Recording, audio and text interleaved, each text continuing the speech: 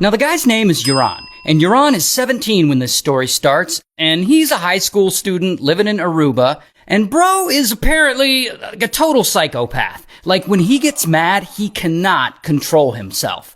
And one night in 2005, he's out at a local bar when he meets this girl, Natalie. And Natalie is 18, and she's visiting Aruba with her classmates for a high school graduation trip. And Yaron thinks Natalie is fine, and I guess she kind of likes him too. And so they have some drinks, and they hit it off, and they start chatting. And when the bar closes, they decide to leave the place together. And Natalie gets into the car with Yaron and two of his friends, and instead of driving her back to the hotel where she's staying, they drive over to the beach. Then Yaron's friends leave, but Yaron and Natalie hang out there on the beach for a bit, and soon enough, they start making out. But then Yaron starts getting a little too friendly with her, and Natalie tells him to stop. But Yaron, he doesn't listen. He just keeps going.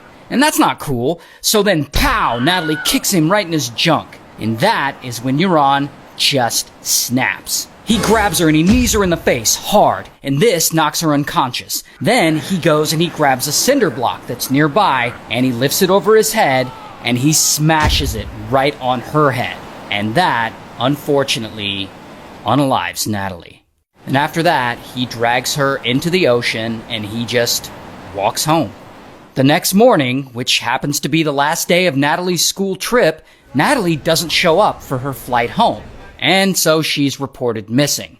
And pretty quickly, the police get involved, and they start investigating. And they question Natalie's friends, and of course Natalie's friends immediately point to Yaron, because they had seen her leaving the bar with him.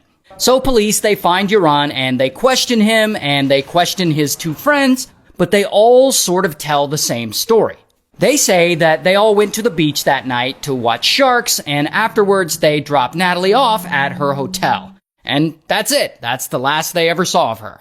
But soon, the news of Natalie's disappearance blows up, and everyone's looking for her. And her disappearance becomes international news. It's on every cable news station in the United States, where she's from. And that's when Natalie's parents decide to take advantage of the situation in order to get the case more attention. And they start appearing on talk shows, and they fly to Aruba, and they hand out flyers, and they help with searches. They do anything they can to get answers on the whereabouts of their daughter. But, unfortunately, there's no luck. And no one knows where Natalie is, and police, they don't have any real evidence that Yaron did anything wrong, other than that he's just kind of a shady dude. And so, in 2007, Aruban police closed the case without